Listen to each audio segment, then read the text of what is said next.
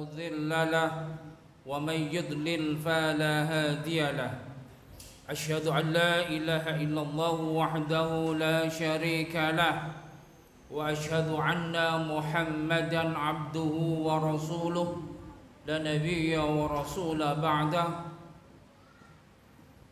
اللهم صل على محمد وعلى آله وأصحابه ومن تبعهم بإحسان إلى يوم الدين أما بعد وقال الله تعالى في كتابه الكريم أعوذ بالله من الشيطان الرجيم بسم الله الرحمن الرحيم يا أيها الذين آمنوا اتقوا الله ولتنظر نفس ما قدمت لغد واتقوا الله إن الله خبير بما تعملون وقال النبي صلى الله عليه وسلم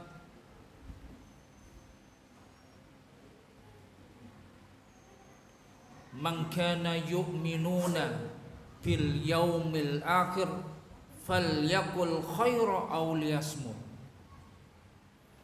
Para jamaah Masjid Al-Mahdi yang dirahmati Allah, di malam yang mubarakah ini marilah kita memuja dan memuji hanya kepada Allah.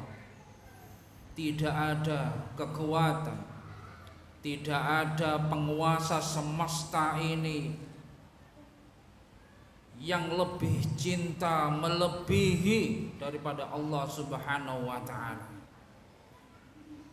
Begitu cintanya kita masih diberikan maunah, bisa menggerakkan hati kita, raga kita untuk menuju rumah Allah. Tanpa pertolongan Allah kita tidak akan berangkat ke Al-Mahdi ini. Itu semua adalah pertolongannya Allah. Marilah kita senantiasa bersyukur atas itu semua. Karena hamba-hamba yang bersyukur, hamba-hamba yang senantiasa Allah curahkan rahmat dan kenikmatan. Salawat dan salam semoga tetap dicurahkan Allah kepada Rasulullah Muhammad sallallahu alaihi wasallam. Karena perjuangan Rasulullah kita bisa menikmati adinul Islam. Kita bisa menikmati manisnya beribadah, manisnya berzikir, memuji dan memuja Allah. Dan kita bisa merasakan nikmatnya berjuang menegakkan li kalimatillah. Ma'asyiral muslimin rahimakumullah. Pada akhir-akhir ini kita melihat dalam media televisi, media sosial, banyak orang-orang yang banyak ngomongnya, sampai saya mengelus dada, ya Allah, apanya lisannya itu lisan gak beriman mereka itu. Ngomongnya seperti orang yang betul-betul paham agama, tapi kenyataannya memecah belah ukhuwah Islamiyah. Padahal para ulama salafus saleh menanamkan rasa ukhuwah dalam diri umat Islam. Memang betul kadang-kadang kita berbeda soal khilafiyah, tapi hakikatnya kita itu, darah kita itu adalah darah muslim, orang-orang yang berpercaya diri kepada Allah, pasrah dengan aturannya Allah. Jangan dihancurkan dengan itu semua. Banyak ruwaibito sekarang. Maka itu pada kesempatan kali ini saya mengangkat sebuah perkataan sahabat Nabi Abu Darda dalam kitab Makharimul Akhlak yang ditulis oleh Syekh Shalih Al-Utsaimin. Di dalamnya beliau berkata, ta'lamuna somta, belajarlah untuk diam. Belajarono ngelmoni menengmu, nek jare arek pondokan. Kama ta'lamuna kalama, kaya awakmu seperti kamu belajar ngelmoni cara berbicara. Sekilas kata-kata itu sangat pendek. Kalau kita mau menelaah lebih jauh, ya Allah, begitu dalamnya. Seorang yang beriman, seorang muslim, seorang mukmin yang beriman kepada Allah akan menjadi orang yang tepat, menjadi orang yang cerdas menentukan kapan dia itu ngomong dan kapan dia itu diam. Maka ada kalanya pepatah, diam itu emas. Berbicara yang tepat itu adalah berlian. Dalam kitab Makharimul Akhlak ini dijelaskan dalam diamnya orang-orang yang beriman itu ada apa? Ada tabayun. Bukan diamnya itu goblok, bukan diamnya itu bodoh, gak tahu apa-apa. Diamnya dia itu tabayun, menelaah. Apa yang disampaikan orang tidak ditelan mentah-mentah, tapi harus disaring, ditelaah, cocok enggak ini kalau disampaikan kepada temanku, khalayak jamaahku, keluargaku. Dipelajari. Setiap menerima berita dia telaah, ditelisik kebenarannya, kefaktaannya, kevalitannya. Jangan sampai menimbulkan fitnah, menimbulkan perpecahan. Ini yang terjadi. Berita sedikit sudah disebar ke medsos, disebar ke dunia digital. Ya Allah, banyak orang yang termakan. Makalah cerdaslah dalam menggunakan smartphone, ma'asyiral muslimin. Di dalam diamnya ada tabayun, dan di dalam diamnya ada muhasabah. Dia mengukur kemampuannya atas dirinya. Dia memiliki kemampuan enggak dengan lawan bicaranya itu. Kalau tidak punya kemampuan, lebih baik diam ben gak ketok ndudono bodoh-bodohne. Sekarang itu enggak, orang bodoh kepingin diketok kaya wong pinter ya. Padahal ketok bodohnya temenan ya.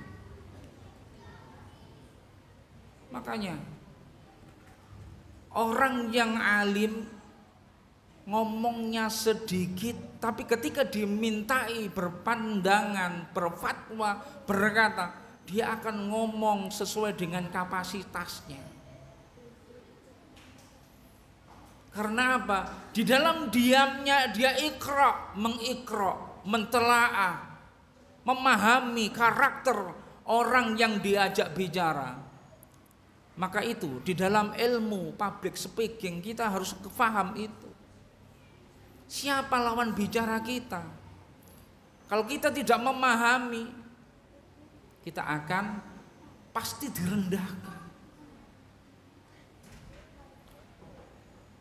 Nalika ngomong ambek wong kaku, sampean mesosol, sampean ngomong dhuwure, isok-isok gak ono titik temu, tambah panas. Kita harus tahu ketika yang kita bicara, ajak bicara orang yang memiliki nafsu yang berapi-api, hendaklah kita bisa menjadi air, bisa meredam, menenangkan, menyejukkan. Inilah. Kemudian di dalam diamnya orang yang beriman itu ada zikrullah. Apa-apa yang dia ucapkan, dia mengingat kepada Allah. Karena apa? Dirinya, setiap tindakan dan lelaku kehidupannya pasti diperhatikan oleh Allah. Kita ngomong apa, kita menyampaikan apa kepada seseorang, dicatat semua oleh malaikatnya Allah. Pada yaumil qiyamah nanti kita akan dibukakan. Iqra kitabak. Baca ini kitabmu. Kita akan membaca buku catatan kita. Bagaimana dengan catatan kita apabila kita hidup di dunia, ngomongnya sudah enggak diatur, tidak ada unsur kebaikan-kebaikan, apa enggak rugi? Maka Ali bin Abi Thalib mengatakan manusia itu mempunyai kecenderungan wa kallaman nasa kasira. Kalau berbicara kepada manusia itu bawahnya ngecebek. Wa kallama rabbaka qalila. Tapi naliko ketika dia berbicara kepada Rabbnya sangat sedikit. Suruh baca Quran malas, suruh zikir malas aras-arasan. Inilah kecenderungan manusia zaman sekarang. Tapi kalau berdoa mintanya instan, jauh dan cepet dan makbul. Inilah. Maka orang-orang yang alim akan betul-betul memberikan nuansa dalam kehidupannya, lisannya betul dijaga. Hafidhul lisan. Jangan sampai lisannya mengeluarkan sesuatu yang tidak bermanfaat. Hendaklah lisan ini memberikan sesuatu yang menyejukkan dan menyenangkan. Karena Allah mengingatkan, wala taqfu ma laisa laka bihil ilm. Janganlah kamu mengikuti sesuatu yang kamu tidak memiliki ilmunya. Inna sam'a wal basara wal fu'ada kullu ulaika kana anhu mas'ula. Karena apa? Karena pendengaran kita, penglihatan kita, hati kita, semuanya nanti akan dimintai pertanggungjawaban oleh Allah.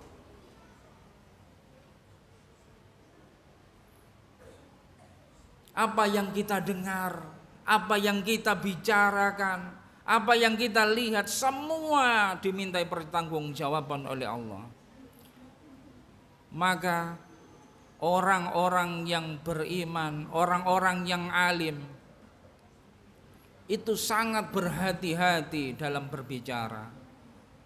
Karena orang yang banyak bicara itu akan mengeraskan hati. Orang yang banyak bicara akan merusak hatinya. Apalagi berbicaranya tidak mengingat Allah sama sekali. Ma'asyiral muslimin rahimakumullah. Pada kesempatan ini marilah kita mencoba untuk memperbaiki diri kita. Berhati-hati dalam berbicara. Berhati-hati dalam memberikan nasihat. Jangan sampai apa yang kita bicarakan akan membawa dampak pada diri kita pada yaumil qiyamah. Barang siapa yang beriman kepada Allah dan hari akhir, kata Nabi, falyakul khaira aw liyasmut. Berbicara yang baik. Kalau enggak bisa berbicara yang baik, lebih baik diam. Jadi dalam diamnya ini ada perenungan dirinya, dalam diamnya